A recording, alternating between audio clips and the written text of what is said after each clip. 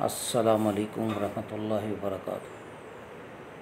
معزز ناظرین، سید حسن عباس نقوی آج آپ لوگوں کے لیے ایک بڑا اہم مسئلہ اور ایک وظیفہ لے کے حاضر ہے، اور امید ہے کہ انشاءاللہ تعالی کچھ نہ کچھ اپنی پوری کوشش کروں گا کہ آپ کو سمجھا سکوں، اور کچھ نہ کچھ اس جو ہم سب کا ایک مسئلہ ہے اس میں کوئی تھوڑی سی میں کنٹریبیوشن کر سکوں۔ تو جو آج کا موضوع ہے نا، وہ موضوع یہ ہے کہ حلال اور حرام میں کیسے پہچانے کہ کیا فرق ہے، یعنی کیسے پہچانے کہ رزق حلال یا ویسے جو دوسری چیزیں جو اسلام نے ہمیں منع کی ہیں کہ یہ چیزیں حرام ہیں اور یہ چیزیں حلال ہیں، تو یہ ہمیں کیسے پتہ چلے گا۔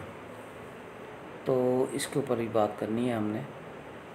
تو ویسے قرآن پاک کی روشنی میں تو اللہ تعالیٰ یہ فرماتے ہیں کہ کیونکہ میں خود پاک ہوں اور پاکی کو ہی پسند کرتا ہوں، کیونکہ اللہ پاک خود بھی پاک ہیں اور پاک صاف چیزوں کو ہی پسند کرتے ہیں۔ اور اگر اللہ پاک صاف چیزوں کو پسند کرتے ہیں تو نماز جو ہمیں 5 ٹائم جو ہے نا ہمارے اوپر فرض کی گئی ہے، تو اس کا مطلب یہ ہوا کہ ہمیں اللہ کے سامنے جب کھڑا ہونا ہے تو اس کا مطلب یہ ہوا کہ ہمیں پاک ہونا چاہیے اچھی طرح سے۔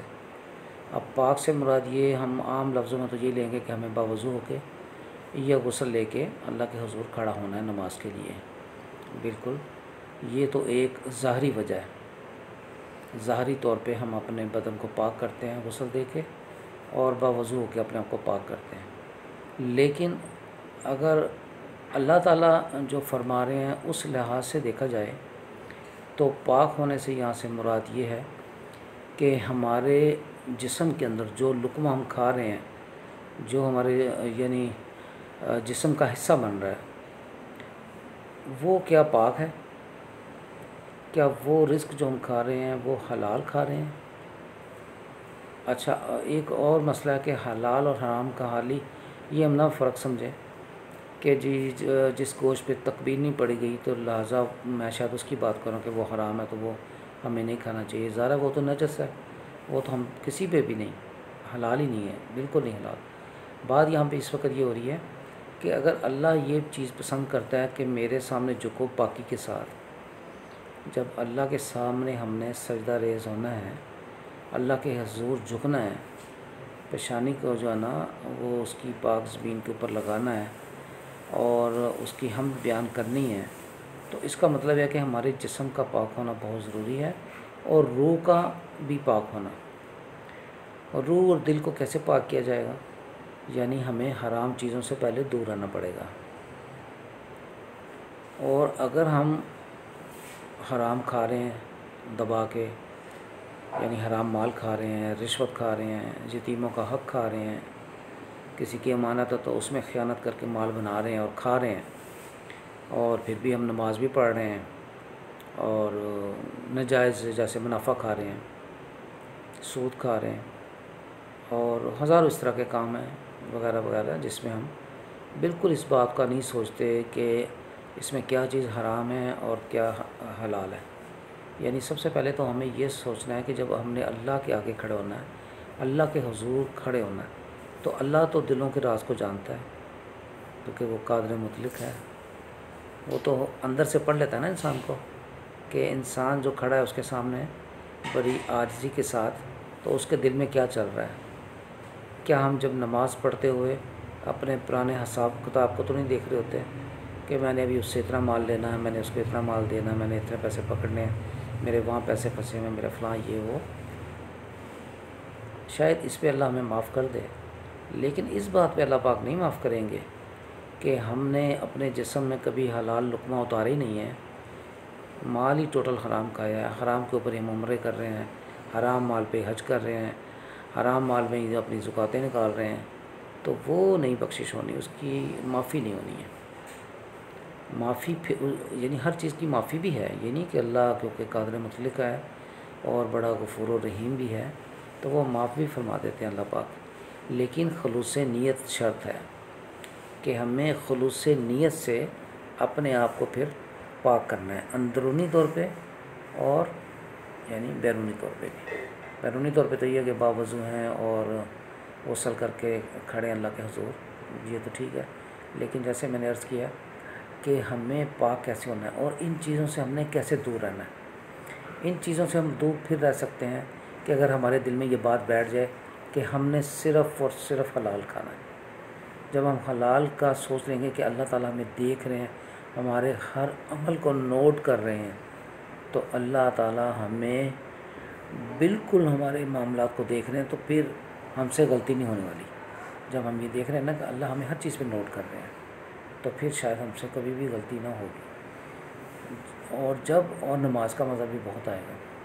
اور اگر ہم اس چیز کو ابھی تک سمجھ ہی نہیں سکے کہ ہم سمجھ رہے ہیں بس ٹھیک ہے 5 وقت نماز پڑھنی ہے، اور شاید یہ بھول جاتے ہیں کہ اللہ ہمیں نماز میں دیکھ رہا ہے. یہ نماز جو ہے نا وہ کیونکہ ہمیں برائی سے دور کرتی ہے، اور نماز پڑھنے کے باوجود ہم برائی سے دور نہیں ہو رہے. اللہ تعالیٰ تو یہ کہتے ہیں نا جو 5 وقت نماز پڑھے گا وہ برائی سے دور ہو جائے گا. اور اگر نماز پڑھ کے بھی ہم برائی سے دور نہیں ہو رہے تو اس کا مطلب کیا ہوا کہ ہماری نمازیں قبول نہیں ہو رہی ہیں، کیونکہ نماز تو شرط ہے کہ نماز برائی سے بچا دیتی ہے بندے کو. اور کیسی ہم نماز پڑھ رہے ہیں کہ پھر بھی ہم برائی، یعنی نماز ابھی پڑھی ہے تو ہم نے جا کے رشوت کے پیسے پکڑ لیے ہیں. ہم نے اگر میں وابڈا میں ہوں تو میں نے وہاں پہ کچھ ہیرا پھیری کر دیا، کسی کا میٹر آگے کر دیا، کسی کا پیچھے کر دیا، اور یعنی ہر معاملے میں ہم لوگ پھر نہیں سوچتے. لیکن ہم روزے بھی ٹکا کے رکھیں گے، نمازیں بھی خوب پڑھیں گے، لیکن اس بات پہ نہیں غور کریں گے کہ ہمیں اللہ کے حضور جب کھڑے ہونا ہے. چلو جو پہلے کی زندگی گزر چکی سو گزر چکی ہے، آج سے کیوں نہ ہم یہ عہد کر لیں اس رمضان پہ کہ ہم نے اپنے بچوں کو اور خود بھی، دیکھیں ہم نے مر جانا ہے اور ایک دن قبر میں چلے جانا ہے. 2-3 گز کی جو بھی قبر ملے گی اس میں ہمیں چلے جانا ہے. اور یہ سارا کچھ ہم اپنی اولادوں کے لیے کر رہے ہیں. یہ سارا کچھ ہم حرام، کیوں نہ ہم اپنے بچوں کو رزق حلال دے کے جائیں اور رزق حلال کی نصیحت کریں. اور جب ہم بچوں کو رزق حلال کھلائیں گے، حرام سے دور رکھیں گے، تو بچے پھر ان کی جو حرکات ہیں وہ بھی حلال جیسے، یعنی سب حلالی حرکات ہوں گی. یعنی انہیں خوف ہوگا اللہ کا کہ میں نے کوئی ایسا غلط کام نہیں کرنا جس سے اللہ کی ذات ناراض ہو جائے. اگر وہ ماں باپ کو دیکھیں گے کہ ماں باپ اس چیز پہ چل رہے ہیں تو یقینی طور پہ آپ کے بچے بھی بڑے نیک اور صالح ہوں گے اور وہ اللہ سے ڈرنے والے ہوں گے. اور جب ہم اللہ سے ڈریں گے تو انشاءاللہ تعالی ہمارے سارے معاملات بھی سیدھے ہونے شروع ہو جائیں گے. تو ہمیں یعنی ان چیزوں سے بچنا ہے، اپنے آپ کو بچانا ہے، اور اپنی فیملی کو جو ہمارے یعنی اختیار میں ہیں، جیسے ہمارے بچے ہمارے اختیار میں ہیں، ہماری بیوی، ہماری بیٹیاں، بیٹے ہمارے اختیار میں، ہم ان پہ بااختیار ہیں، ہم انہیں کہہ سکتے ہیں، انہیں سمجھا سکتے ہیں. اور اگر ہم نہیں سمجھا رہے تو روز قیامت ہم سے اس بات کی بھی پوچھ ہونی ہے. اس بات پہ ہماری پکڑ ہو جائے گی. اللہ تعالیٰ کہیں گے کہ جب یہ ابھی کسی اور کے نکاح میں نہیں گئی آپ کی بیٹی اور آپ کی کفالت میں ہے، آپ کی بیوی، آپ کے بچے جب تک ہماری کفالت میں ہیں تو ہمارا یہ فرض بنتا ہے کہ انہیں اچھے برے کی تمیز بتا دیں. یہ بیٹا حرام ہے، یہ حلال ہے، ہر چیز پہ بتائیں. بیٹوں کو، بیٹیوں کو، بیوی کو، ہر یعنی فرد کو بتانا چاہیے ہمیں. اور اگر ہم نہیں بتا رہے تو خدا کی قسم یقین رکھیے کہ ہم منافقت کر رہے ہیں، اپنی اولاد کے ساتھ بھی، اپنے آپ کے ساتھ بھی، اپنے بچوں کے ساتھ بھی، اپنی بیوی کے ساتھ بھی. کہ اگر ہمارے اندر اتنی اخلاقی جرت نہیں ہے کہ ہم انہیں سمجھا سکیں کہ بھئی آپ یوں نہ کریں، آپ ایسا کریں، اور بذات خود ہم خود بھی ٹھیک ہوں، تو انشاءاللہ سارے معاملات بھی ٹھیک ہو جائیں گے. تو اس چیز پہ ہمیں غور کرنا ہے، اور انشاءاللہ ہم کر بھی لیں گے جب کیونکہ ہم سب مسلمان ہیں، اور جب ہم اس چیز کا عہد کر لیں گے کہ ہم نے یہ کام کرنا ہے تو پھر ہو جائے گا انشاءاللہ.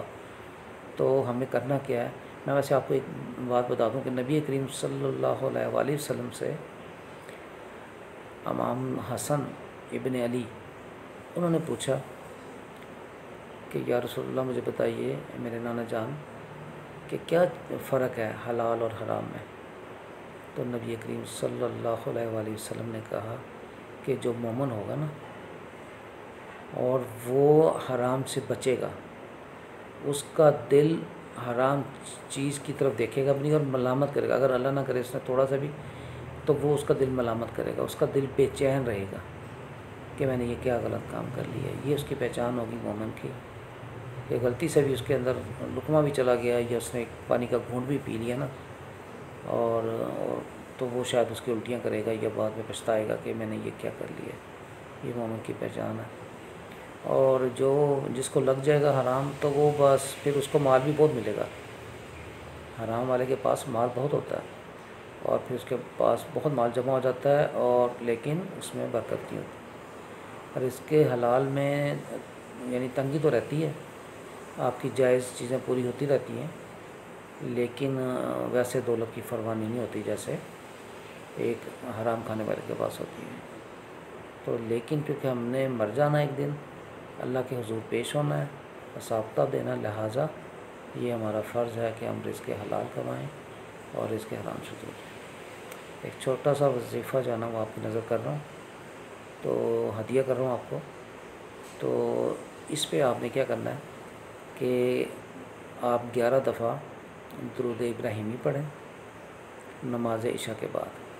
ویسے آپ دن میں کسی نماز کے بھی بعد پڑھ لیں، 11 دفعہ درود ابراہیمی، اور اس کے بعد 555 بار آپ نے پڑھنا ہے یا غفور، بے شک وہ بڑا غفور و رحیم ہے۔ یا غفور پڑھیں گے، اللہ آپ کے پچھلے تمام گناہ بخش دیں گے اور آئندہ کے لیے آپ کی اصلاح ہو جائے گی، اور آپ ایسے حرام سے ڈریں گے، ایسے ڈریں گے کہ آپ اس کے پرچھائیں سے بھی دور ہوں گے۔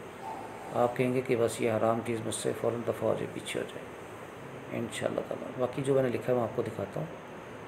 یہ دیکھیں ناظرین، جی جو میں نے لکھا تھا آج کا دن حرام اور حلال، اس کی آپ نے نا ویسے جیسے میں بتاتا ہوں کہ اسکرین شاٹ لے لینی ہے، اور یہ نیچے میں نے وظیفہ لکھا ہوا ہے۔